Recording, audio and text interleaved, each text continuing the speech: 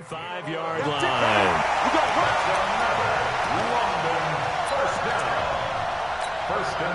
From the 32 now. Here's 1st and 10. Check safety, check safety. Check. They'll try the left side. McFarland.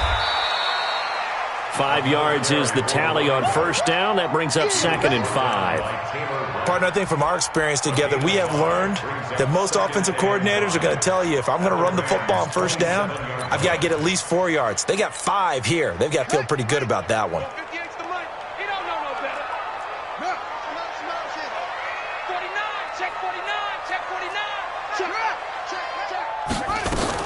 On 2nd down now, it's Bell. And he's able to get it to the edge of the red zone at the 20-yard line. 7 yards there and a 1st down. All runs on this drive so far. It's 1st and 10. 1st and 10 at the 20-yard line.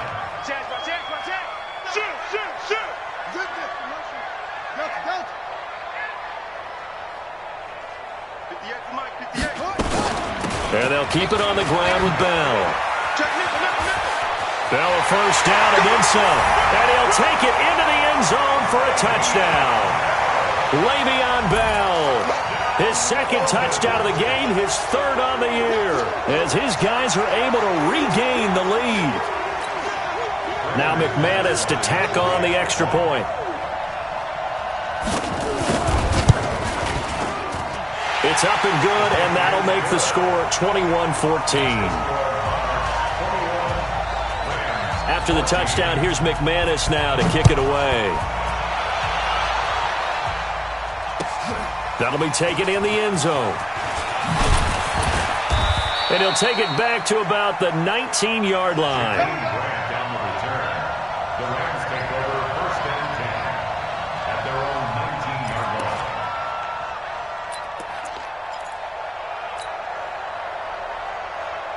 Set to begin their next drive, the Rams offense at the line. And a tight game after punting last time. See if they can get something going on this drive.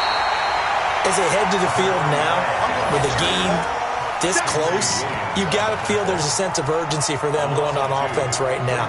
But they have to do it without letting panic creep in and affect their play. First play of the drive goes the wrong way. Here's 2nd and 12. Watch safety creep. Watch safety creeping. You got tape. You got tape.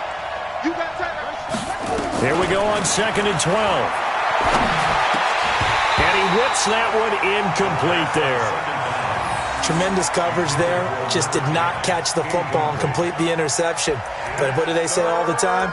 If he had really good hands, he'd be playing offense.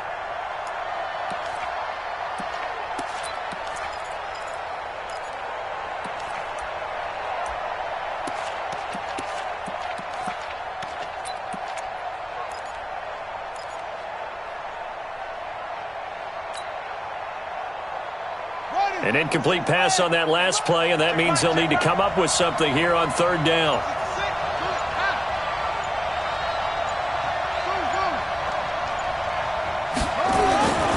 They'll look to throw here. And the throw there going to be incomplete.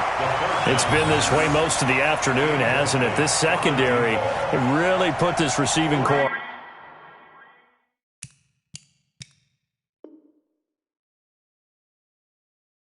on lockdown. Listen, they've worked together like a basketball team that's playing excellent defense. Great communication, doesn't matter whether it's man or zone. And especially against deep balls, as we saw there, they're not giving up anything to them. And the punt team on now as this one's sent away. Pulled in at the 24.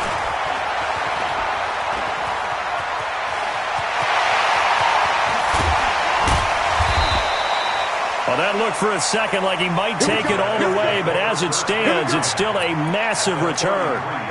And this offense, they're going to have excellent field position. They take over with a 1st and 10 on the short side of the field. They'll run on 1st down. McFarland. He'll get the 1st down and more inside the 20. And did he get in? No. Down at the 1-yard line. He's able to rip off 32 on that one. It's a first down. Check 24. Check 24. Check your hot read. Now Bell, and he is into the end zone for a touchdown. Punching it in from a yard away. And his guys are going to add on to their lead. He keeps carrying the ball into the end zone, and in this one, he's sort of carrying the team on his back. He's the reason that they lead right now, no question about it.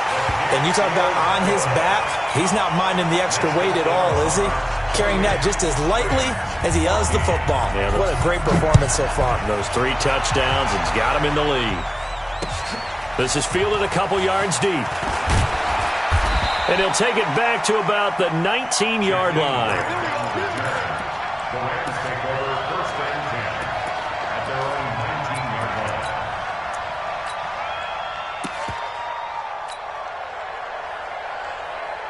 Set to begin their next drive, the Rams offense at the line. And here we are almost through 3 quarters of play, and this passing game still has not really found any kind of rhythm. Put it mildly, because they're not even over 100 yards yet. And in today's NFL, where it's a pass-first league, that is quite surprising.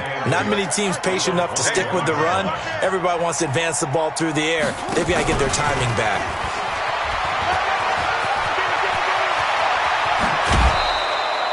27 yards there, a first down. I think they like this drive a little bit better there, partner. Running game helping out, picking up some of the slack. Because remember, the last drive, they went 3 and out.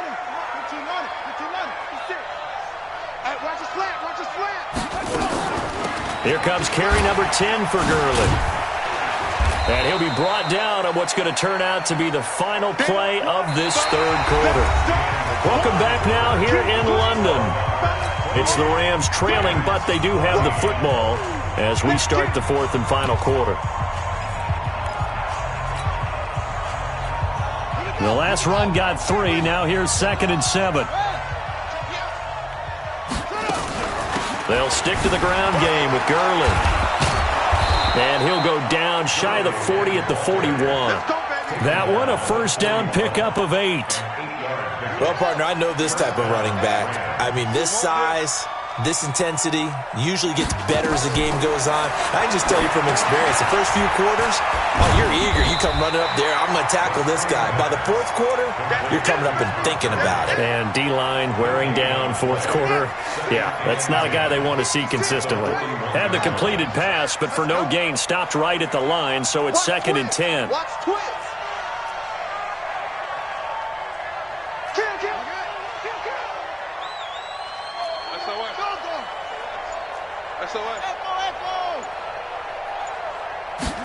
Second and 10. Being chased out left.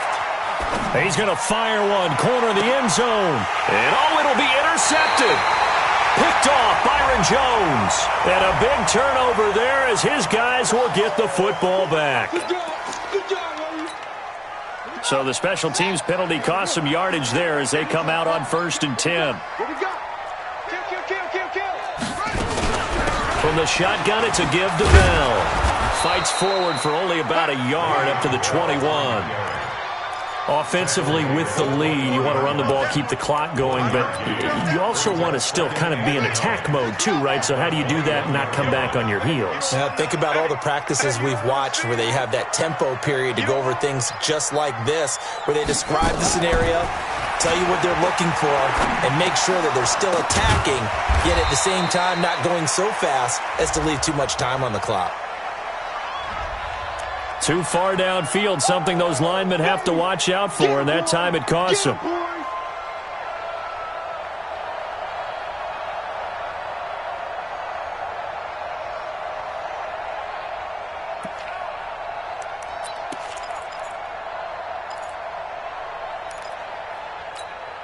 Let's go. 7 ending. 58 to Mike. Oh, yeah, I'm coming. Oh, yeah, I'm coming. Jimmy. Out. Switch. Oh. 6 guys. Let it go.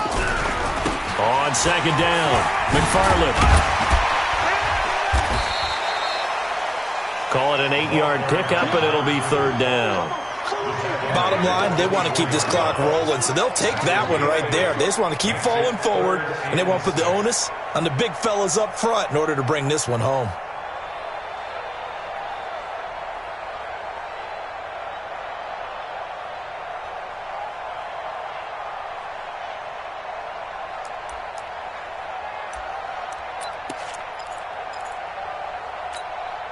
The offense on third down, they've converted 3 out of 5 thus far. This will be 3rd and 6.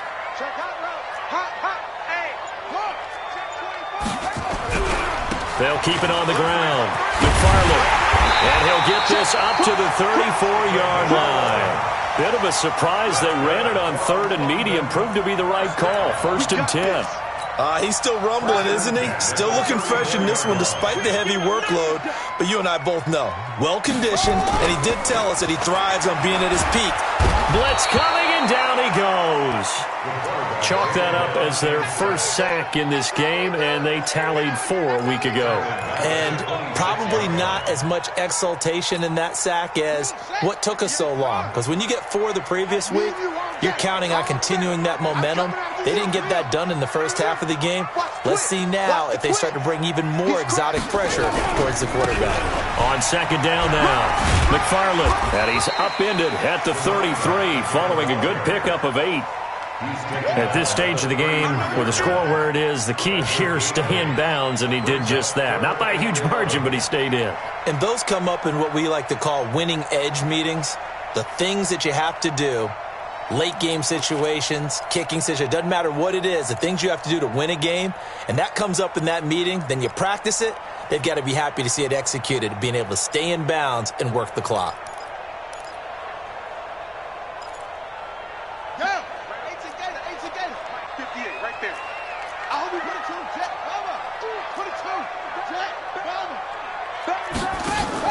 On 3rd down, Jackson looks to throw, fires right side, and that's going to be incomplete. The coverage too good there. The contact popped the ball free, and it's 4th down. This is away, and a very good kick angled for the sidelines. And this will pin him back deep. That's going to kick out of bounds right at about the 7-yard line. The field position game, such an overlooked facet, Charles, of an NFL game, but this offense, they're going to be pinned back. What an ideal punt. An ideal punt, and it leads to that term complementary football, because them doing that puts their defense in a great spot, doesn't it? Gives them a chance. If they want to be aggressive, try and maybe get a safety out of this whole thing, it puts them in that position. Here's a run on 1st down that won't even get back to the line of scrimmage. He will lose a yard. 2nd and 11. It'll be a loss of 1, and that'll bring up a 2nd and 11. At the 6-yard line.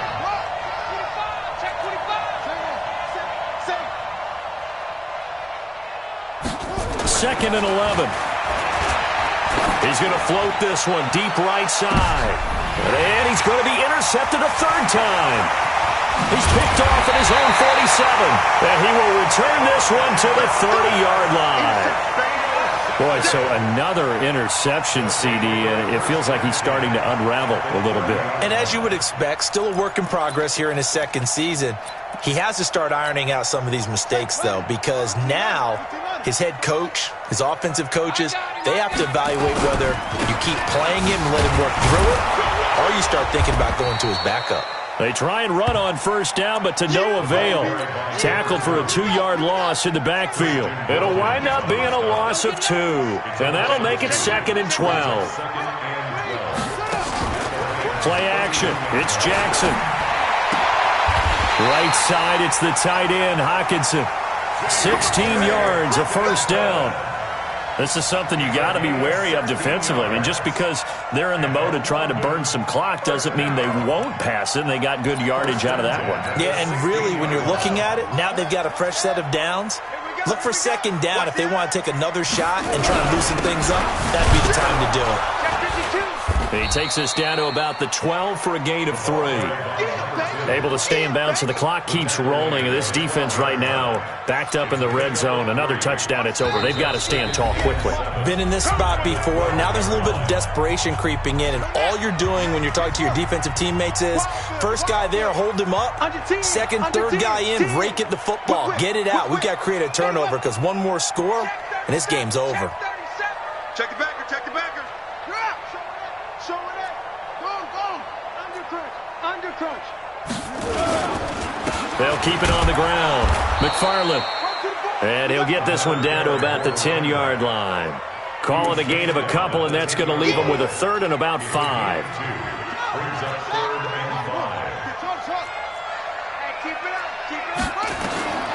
Jackson from the shotgun.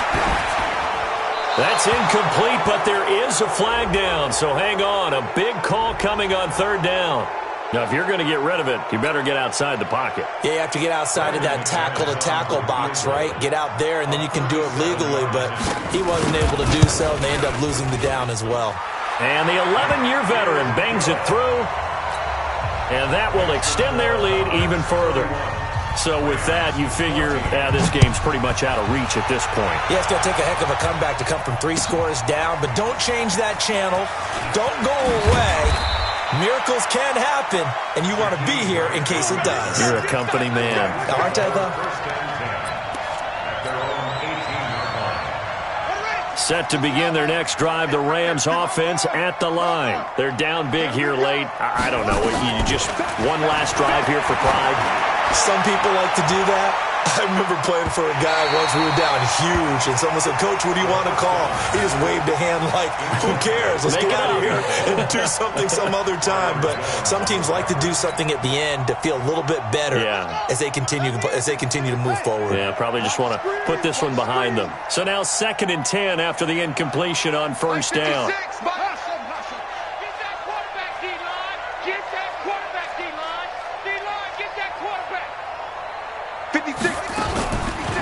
They'll drop the throw. Flush to his right. And he's going to be brought down.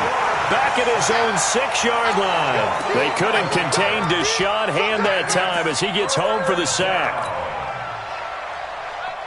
And some secondary help here for the defense in the nickel on 3rd and long.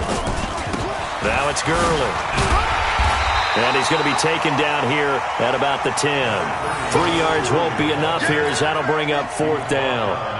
And how about this? 4th and long, and they're going to go for it. We often talk of situational football.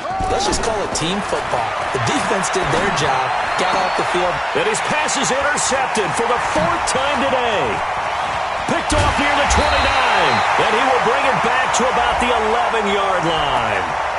So a big chunk of yardage will be marked off there for that PI call. And now you know why receivers and the guys throwing the ball, they like to collaborate and just heave it up sometimes because you can get these types of calls that go against the defense.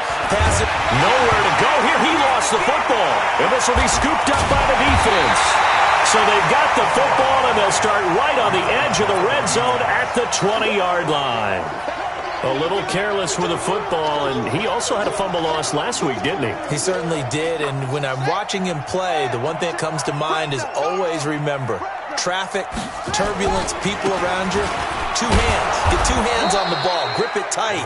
I know it looks cool to have it in one hand, but put it away, tuck it away, because you've got to take care of the ball.